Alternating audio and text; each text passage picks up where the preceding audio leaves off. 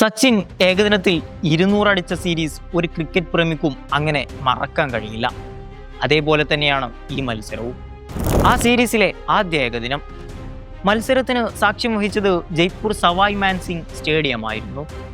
ഓപ്പണർമാരായ സച്ചിൻ സെവാഗ് സഖ്യം ഗ്രീസിലെത്തിയപ്പോൾ തന്നെ സ്റ്റേഡിയം ഇളകി മറിയുന്ന കാഴ്ച.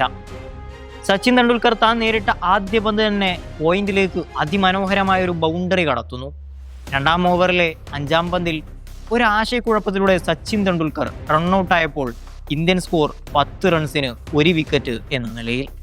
സച്ചിൻ പോയതിന്റെ അമർഷം തീർക്കാൻ തൊട്ടു പിന്നാലെ എറിയാൻ വന്ന പാർണലിനെ സെവാഗ് തേർഡ് മാനിലേക്ക് വളരെ അനായാസമായ ഒരു 6 അടിച്ചുകൊണ്ട് മറുപടി നൽകുന്നു.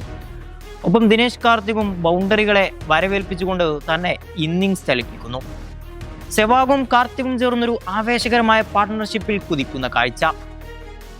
വളരെ എളുപ്പത്തിൽ ഇരുവരും ചേർന്ന് ഇന്ത്യൻ ഇന്നിംഗ്സ് പടുത്തുയർത്തുകയായിരുന്നു.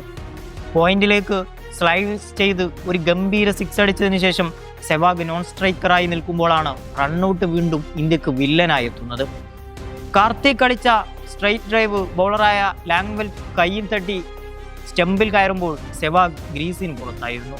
നിർഭാഗ്യവശാൽ സെവാഗ് പുറത്താക്കുമ്പോൾ നേടിയത് 37 പന്തിൽ നിന്നും 6 4-ഉം 2 6-ഉം ഉൾപ്പെടെ 42 റൺസുള്ള ഒരു ചെറിയ വെടിക്കെട്ട് ഇന്നിംഗ്സ്.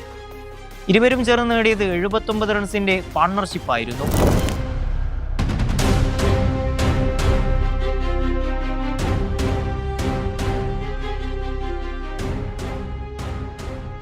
ഇന്ത്യ 14.2 ഓവറിൽ 89-ന് 2 എന്ന നിലയിൽ.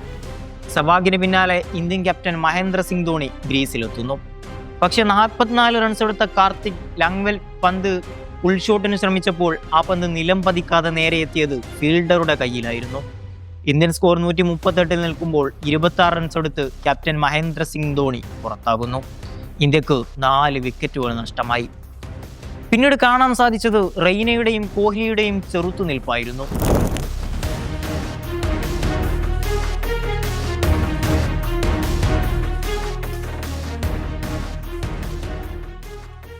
ഇരുവരും ചേർന്ന് 66 റൺസിന്റെ പാർട്ട്ണർഷിപ്പ് പടുത്തുയർത്തി നിന്ന സമയത്ത് ആൽബി മോർക്കലിന്റെ പന്തിൽ ഗിബ്സിന്റെ ഒരു സാഹസികമായ ക്യാച്ചിലൂടെ 31 റൺസ് എടുത്ത വിരാട് കോഹ്ലി പുറത്ത്. തുടർന്നെത്തിയ യൂസഫ് പത്താനിൽ നിന്നും ഒരു ചെറിയ വെടിക്കെട്ട് പ്രതീക്ഷിച്ചെങ്കിലും 18 റൺസ് എടുത്ത് പുറത്താകുന്ന കാഴ്ചയായിരുന്നു കണ്ടത്. ഇന്ത്യൻ സ്കോർ 39.1 ഓവറിൽ 231-ന് 6 എന്ന നിലയിലായി മാറി. പക്ഷേ മറുവശത്ത് രക്ഷാപ്രവർത്തനം നടത്തുന്ന റെയ്ന അർദ്ധശതകത്തിലേക്ക് പോകുന്ന കാഴ്ചയായിരുന്നു ജയ്പൂർ സവായ് മാൻസിംഗ് സ്റ്റേഡിയം സാക്ഷ്യം വഹിച്ചത്. 58 റൺസ് എടുത്ത് റെയ്ന പുറത്താകുമ്പോൾ ഇന്ത്യ 260-ന് 7 എന്ന നിലയിൽ. നിസ്സംശയം പറയാം, അത് വളരെ മികച്ച ഇന്നിംഗ്സ് ആയിരുന്നെന്ന്. തൊട്ടു പിന്നാലെ 22 റൺസ് എടുത്ത ജഡേജയും പുറത്തു. വാരറ്റം കൂടി ചേർന്നു ഇന്ത്യൻ സ്കോർ 50 ഓവറിൽ 298-ന് 9 എന്ന നിലയിലെത്തിക്കുന്നു. 58 റൺസ് എടുത്ത റെയ്നയായിരുന്നു ടീം ടോപ്പ് സ്കോറർ. 5.98 ശരാശരി റൺ റേറ്റിൽ 299 റൺസ് വിജയലക്ഷ്യം പിന്തുടർന്ന സൗത്ത് ആഫ്രിക്കക്ക് ഓപ്പണർമാരായ ലൂഡ്സ് ബോസ്മാനും ഹേൺഷെൽ ഗിബ്സും കൂടി ചേർന്ന് ഗംഭീരമായ തുടക്കമായിരുന്നു നൽകിയത്. ഇരുവരും തുടക്കത്തിൽ തന്നെ ആക്രമണത്തിന് മുതിരുകയായിരുന്നു. ഓപ്പണിംഗ് പാർട്ണർഷിപ്പ് നല്ല സുഖകരമായി നിൽക്കുമ്പോഴാണ് പ്രവീൺ കുമാർ ലൂഡ്സ് ബോസ്മാനെ ക്ലീൻ ബൗൾഡാക്കി വിടുന്നത്. 8.4 ഓവറിൽ 58 റൺസിന് ദക്ഷിണാഫ്രിക്കക്ക് ആദ്യ വിക്കറ്റ് നഷ്ടമാവുന്നു. തൊട്ടു പിന്നാലെ ഇന്ത്യൻ ക്യാപ്റ്റൻ മഹേന്ദ്ര സിംഗ് ധോണിയുടെ ഒരു മികച്ച ബൗളിംഗ് ചേഞ്ചിലൂടെ ദക്ഷിണാഫ്രിക്കയുടെ അടുത്ത വിക്കറ്റും നഷ്ടമാകുന്നു. രവീന്ദ്ര ജഡേജയുടെ പന്ത് ലോങ് ഓഫിലേക്ക് ഗിബ്സ് ഉയർത്തി അടിച്ചപ്പോൾ സുരക്ഷിതമായി വിരാട് കോഹ്ലിയുടെ കയ്യിലേക്ക് അത് എത്തുകയായിരുന്നു. ദ പ്ലാൻ ഈസ് വർക്ക് എന്നായിരുന്നു കമന്ററി ബോക്സിൽ ഇരുന്ന ഗവാസ്കറിന്റെ മറുപടി. ആഫ്രിക്ക 11.4 ഓവറിൽ 64-ന് 2 എന്ന നിലയിൽ. പിന്നീടെത്തിയ ഡിവില്ലിയേഴ്സും കലീസും കൂടി ചേർന്ന് അടുത്ത ചെറുത്തുനിൽപ്പിന് മുതിർന്നെങ്കിലും അധികം വൈകാതെ തന്നെ ജഡേജ അന്തകനായി എത്തി. 25 റൺസ് എടുത്ത ഡിവില്ലിയേഴ്സിനെ ക്ലീൻ ബൗൾഡാക്കി സ്റ്റേഡിയം ഇളക്കി മറിക്കുന്നു. ദക്ഷിണാഫ്രിക്ക 109-ന് 3 എന്ന നിലയിൽ. 185 പന്തുകളിൽ നിന്നും ഇനി ദക്ഷിണാഫ്രിക്കക്ക് ആവശ്യം 189 റൺസ്. സ്ക്വയർ ലെഗിൽ കളിച്ച പന്ത് രണ്ടാക്കാൻ ശ്രമിച്ച അൽവീരോ പീറ്റേഴ്സിനെ മലയാളി താരം ശ്രീശാന്തിന്റെ ഫീൽഡിംഗ് മികവിൽ റണ്ണൌട്ടാക്കി വിടുമ്പോൾ ദക്ഷിണാഫ്രിക്കയുടെ സ്കോർ 25.5 ഓവറിൽ 134-ന് 4 എന്ന നിലയിൽ. തൊട്ടു പിന്നാലെ എത്തി ആൽബി മോർക്കലിനെ വിക്കറ്റിന് മുമ്പിൽ കുടുക്കിക്കൊണ്ട് ആശിഷ് നെഹ്റ ആഫ്രിക്കയുടെ 5-ാം ചീട്ടും വലിച്ചു കീറുന്നു. പക്ഷേ മറുവശത്ത് കാലിസ് അതിമനോഹരമായ ഒരു ഇന്നിങ്സ് ചലിപ്പിച്ചുകൊണ്ടിരുന്നു. 60 പന്തുകളിൽ നിന്നും കാലിസ് 50 റൺസ് നേടുന്ന കാഴ്ചയായിരുന്നു. അപ്പോഴാണ് നമ്മുടെ ശ്രീശാന്തിന്റെ വരവ്. പുതുതായി എത്തിയ മാർക്ക് ബൗച്ചറിനെ കീപ്പർ ക്യാച്ചിൽ പുറത്താക്കിയപ്പോൾ ദക്ഷിണാഫ്രിക്കക്ക് നഷ്ടമായത് 6ാമത്തെ നിർണായകമായ വിക്കറ്റ്. 34.4 ഓവറിൽ ദക്ഷിണാഫ്രിക്കൻ സ്കോർ 161 റൺസിന് 6 വിക്കറ്റ്. 92 പന്തുകളിൽ നിന്ന് വേണ്ടത് 135 റൺസ്. ഒരു വശത്തു നിന്നും വിക്കറ്റുകൾ തുരുതുരാ പോകുന്ന കാഴ്ച. പാർട്ട് ടൈം ബോളിങ്ങിനെത്തിയ യൂസഫ് പത്താൻ നേടിത്തന്നത് ജൊഹാൻ ബോദയുടെ വിക്കറ്റായിരുന്നു.